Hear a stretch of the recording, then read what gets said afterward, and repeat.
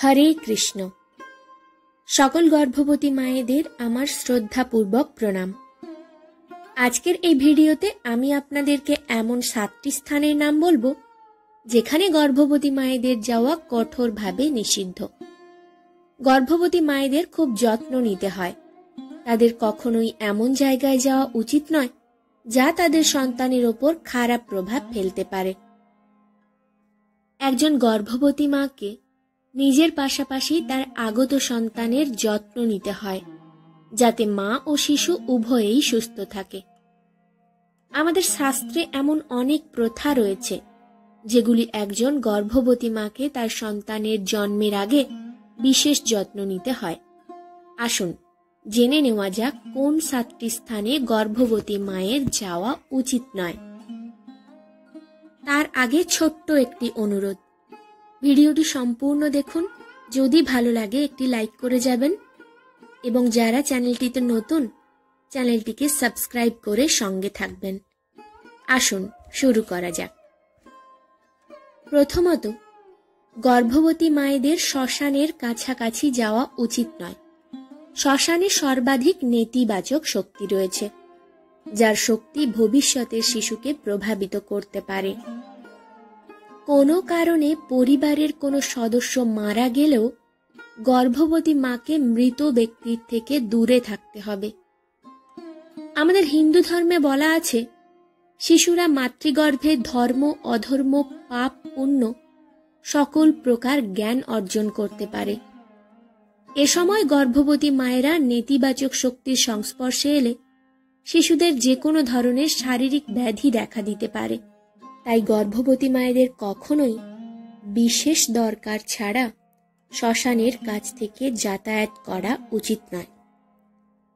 দ্বিতীয়ত, গর্ভবতী মহিলাদের বিশেষ করে নদী নালা পার হওয়া উচিত নয়। আমাদের শাস্ত্রে বলা আছে যে গর্ভবতী মায়ের কখনোই জলের ওপর দিয়ে যাওয়া উচিত নয়। এটা করা খুবই অশুভ বলে মান্য করা হয়। জল পৃথিবীর একটি অত্যন্ত গুরুত্বপূর্ণ উপাদান হিসেবে বিবেচিত হয়। যদি একজন গর্ভবতী মহিলা জলকে অসম্মান করেন, তাহলে তিনি অনেক ধরনের দুরারোগ্য রোগে আক্রান্ত হতে পারেন এবং তার ভবিষ্যৎ সন্তানের উপর অনেক পার্শ্ব প্রতিক্রিয়া হতে পারে।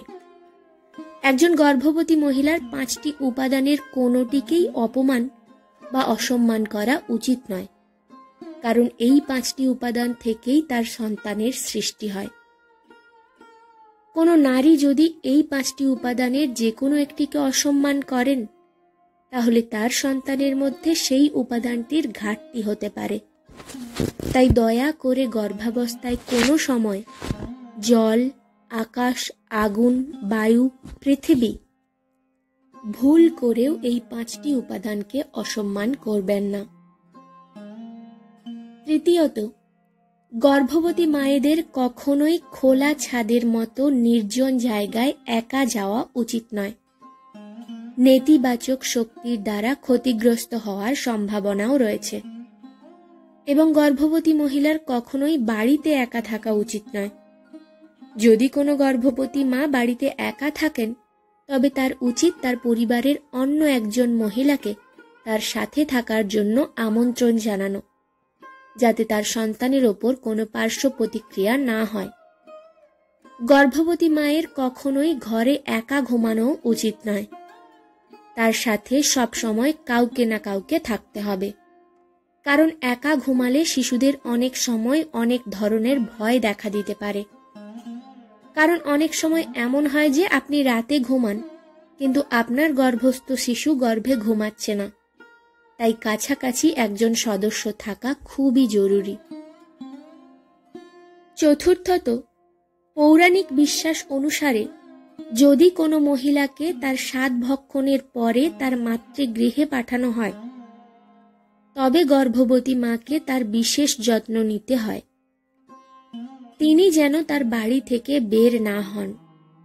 তার এমন কারোর কাছে যাওয়া উচিত নয় যাকে সে প্রথমবার দেখছে।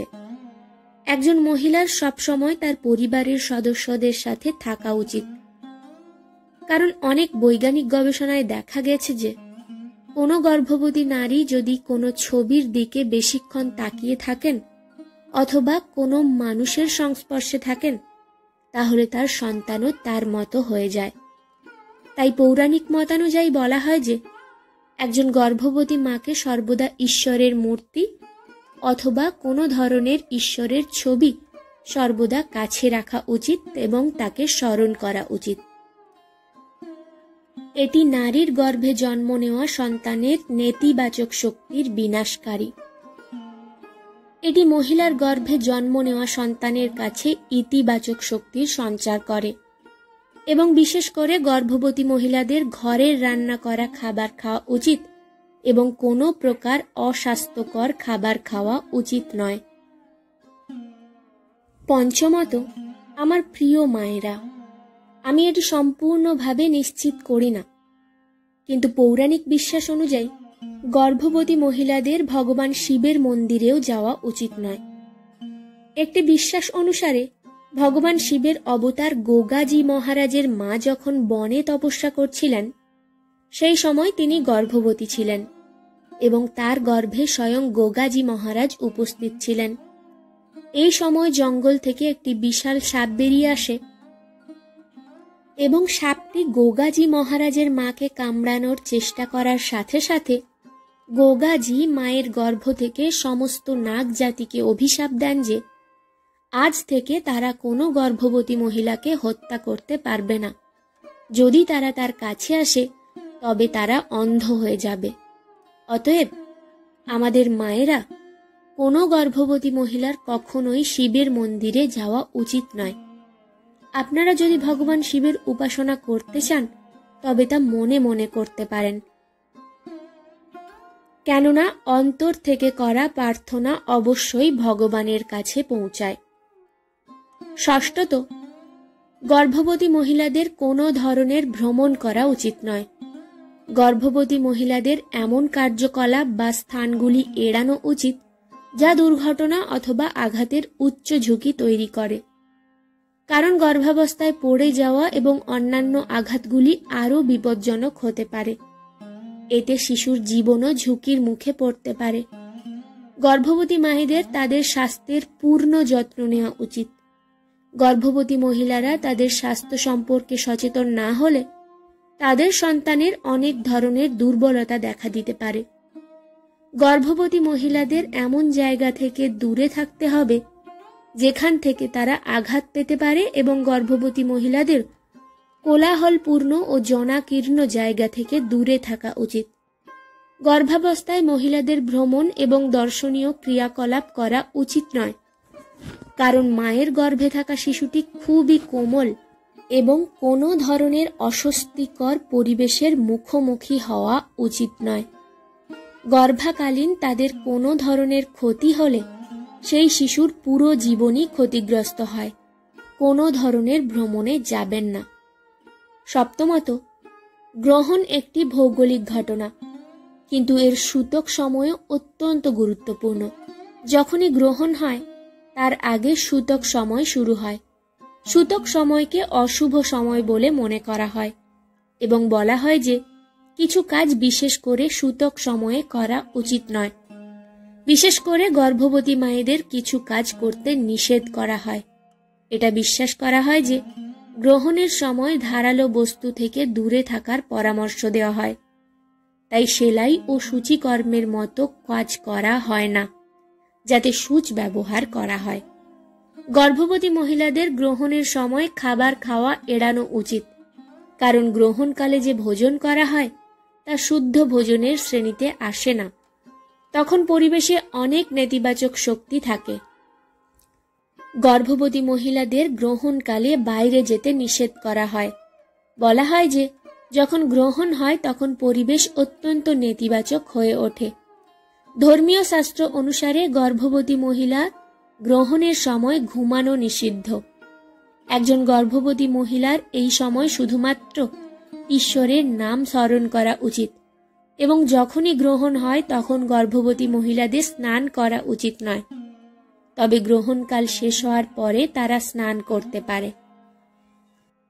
প্রিয় মায়েরা, আমি আপনাদের অনুরোধ করছি যতটা সম্ভব নিজের এবং আপনার সন্তানের যত্ন নিন এবং এই বিষয়গুলি সর্বদা মনে রাখবেন।